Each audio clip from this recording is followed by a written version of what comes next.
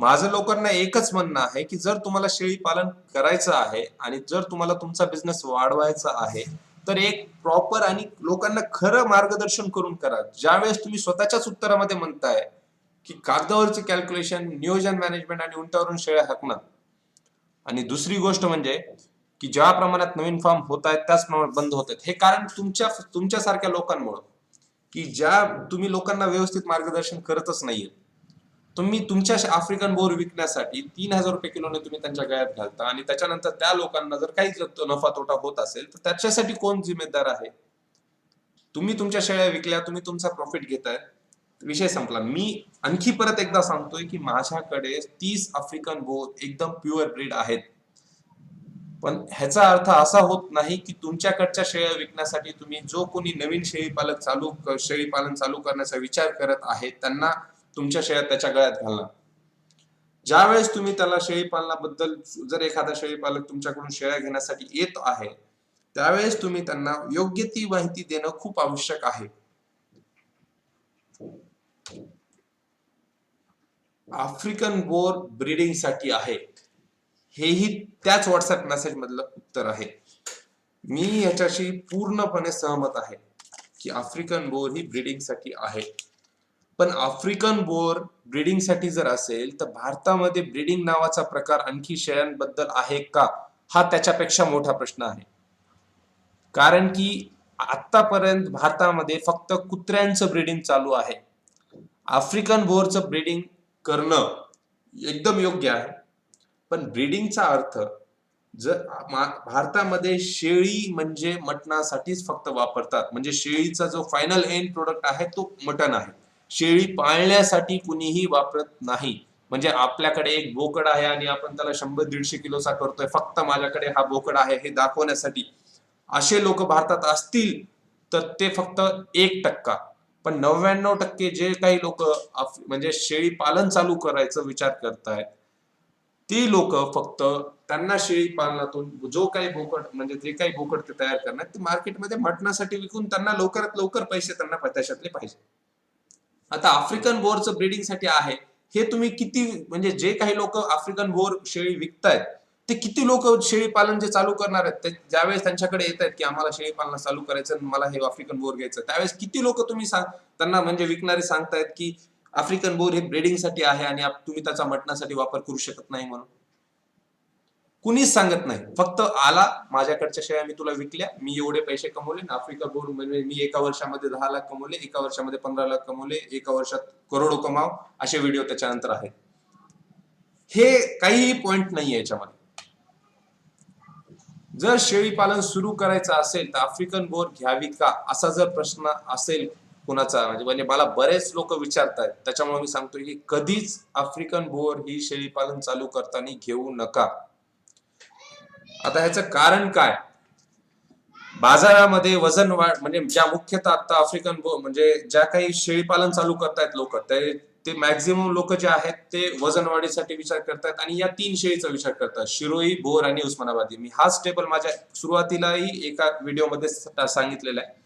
हा परत मी ह्या आफ्रिकन बोरच्या शेळी या व्हिडिओमध्ये मी सांगतोय कारण की लोकांचा गैरसमज जो आहे तो दूर होणं फार महत्वाचं आहे. कारण की ज्याप्रमाणे तुम्ही स्वतःच आपल्या मेसेज मध्ये सांगतायत लोक की ज्याप्रमाणे भरपूर जास्तीत जास्त म्हणजे शेळी पालन चालू होत आहेत त्या तेवढ्याच प्रमाणात बंदही होत आहेत, हे असं कुठं ना कुठं तरी थांबायला पाहिजे. कारण की ज्यावेळेस तुम्ही शेळी पालन लोक चालू करतायत त्यावेळेस ते काहीतरी आशेने चालू करतायत आणि त्याच्यासाठी ते आपल्या जवळचं बरंच भांडवल, आणि काही लोकांचं तर असं आहे की त्यांच्या जवळचं जेवढं काही आहे त्यांनी सगळं काही त्याच्यामध्ये टाकून ते शेळी पालन चालू केले. आणि त्यावेळेस आमच्यासारखे काही लोक काय करतायत की फक्त माझ्याकडच्या शेळ्या विकाव्यात म्हणून त्याच्या गळ्यात शेळ्या घालणं, हे सगळ्यात चुकीचं आहे. हे कुठेतरी थांबलं पाहिजे. ज्यावेळेस ज्या ठिकाणाहून आपण शेळी पालन चालू केलंय त्यावेळेस आपली काय सिच्युएशन होती याची जाण लोकांना आज नाहीये. त्याच्यामुळं जर मी असं सांगतोय की आफ्रिकन बोर ही कधीच तुम्ही शेळी पालन चालू करण्यासाठी घेऊ नका, याचं कारण असं आहे की जर तुम्हाला वजनच जास्त वाढवायचं आहे तर शिरोई शेळी पण आहे, आफ्रिकन बोर पण आहे आणि उस्मानाबादी पण आहे. पण या तिन्ही मध्ये बोर जातीचं सगळ्यात जास्त वजन वाढतं, उस्मानाबादीचं सगळ्यात कमी वजन वाढतं आणि शिरोईचं बोर प्रमाणेच आहे पण प्रमाण म्हणजे त्याचं वजन थोडं बोरपेक्षा थोडंसं काही कमी आहे. पण जर आपण ज्यावेळेस आपण शेळी पालन चालू करण्याचा विचार करतोय त्यावेळेस सगळ्यात मोठा प्रश्न असतो की आपल्याकडे बजेट किती आहे, आपल्याकडे पैसे किती आहेत. आणि मी आधीच एका उदाहरण शेळी पालनाच्या ह्याच्यामध्ये सांगितलं होतं की कधीही कोणता व्यवसाय करताना असा विचार करा की जर समजा आपण एखादा ट्रॅक्टर घेतोय तर त्या ट्रॅक्टरचं घेताना आपल्याकडे तेवढे पैसे जोपर्यंत होत नाहीत की ट्रॅक्टरचं टायर पंक्चर झाल्यानंतर त्याचं पंक्चर काढायलाही आपल्याकडे पैसे असायला पाहिजेत, त्यावेळेसच आपण ट्रॅक्टर घ्यायला पाहिजे. आधी नाही तर आपण ट्रॅक्टर घ्यायचं आणि टायर पंक्चर झाल्यानंतर आपल्याकडे जर पैसे नसतील तर त्या ट्रॅक्टर घेतलेल्या ट्रॅक्टरचा आपल्याला काही फायदा होणार नाही. त्याप्रमाणे ज्यावेळेस तुम्ही शेळी पालन चालू करताय त्यावेळेस जर समजा तुम्ही शेळी पालन चालू केल्यानंतर जर एखादं काही कारण असं झालं की त्याच्यामध्ये तुमचं काही नुकसान झालं तर त्यावेळेस त्या नुकसानातून वर येण्यासाठी तुमच्याकडे पैसे असले पाहिजेत. म्हणजे जर समजा तुमचं 4 लाखाचं बजेट असेल तर 3 लाखाचं शेळी पालन तुम्ही चालू करा. 1 लाखाचं बजेट हे तुम्हाला स्टँड बाय मध्ये राहू द्या, तरच तुमचं शेळी पालन आज चालू झाल्यानंतर बंद होणार नाही. हे मी ह्याच्यासाठी सांगतोय की ज्यावेळेस तुम्ही आफ्रिकन बोरचा शेळी पालनासाठी विचार करताय त्यावेळेस मी या डायरेक्ट मुद्द्यावर येतो. ज्यावेळेस तुम्ही आफ्रिकन बोरचा शेळी पालनासाठी विचार करताय त्यावेळेस शिरोई आफ्रिकन बोर आणि उस्मानाबादीचे एक कंपॅरिझन करून बघा. शिरोईचा रेट आहे 350 रुपये किलो, 350 ते 450 रुपये किलो.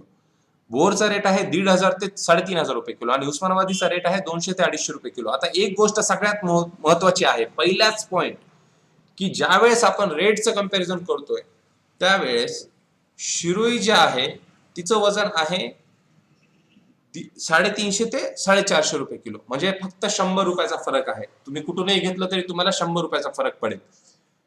बोरचा रेट जो आहे तो 1500 ते 3500 रुपये किलो, म्हणजे तुम्ही जर आफ्रिकन बोर घेताय तर त्याच्यामध्ये फरक जो होतोय तो 1500 रुपयाचा होतोय, म्हणजे जवळपास 2000 रुपयाचा फरक पडतोय रेट मध्ये.